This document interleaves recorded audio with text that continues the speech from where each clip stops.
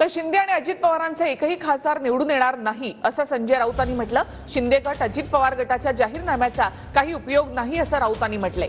तर ठाकरे गटाचा जाहीरनामा म्हणजे बोगसगिरी असा पलटवार संजय शिरसाट यांनी केलाय।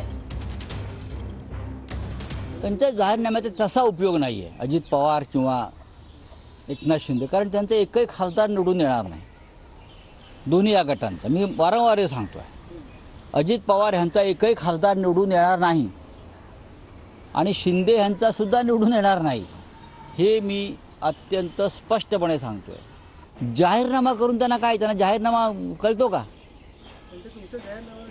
त्यांना करू द्या ना, करू द्या, आधी लिहा वाचायला शिका म्हणावं। आम्ही जाहीरनामा वचननामा हे जर काढले जरी तरी आम्ही महायुतीमध्ये लढतोय। यांचा जाहीरनामा वचननामा काय हा बोगसगिरी आहे।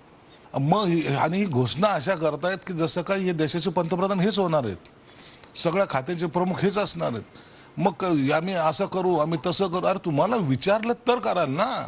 यांची अवस्था आता वाईट झालेली आहे। यांना ना काँग्रेस विचारात, शरद पवार आपल्या आपल्या प्रचारात गुंतलेले आहेत आणि यांची एक दोन सभा झाली, सामनामध्ये छापलं, यांना वाटतं की आपला सगळा अलबेल आहे। याचा परिणाम यांना आता या निवडणुकीमध्ये जाणवेल।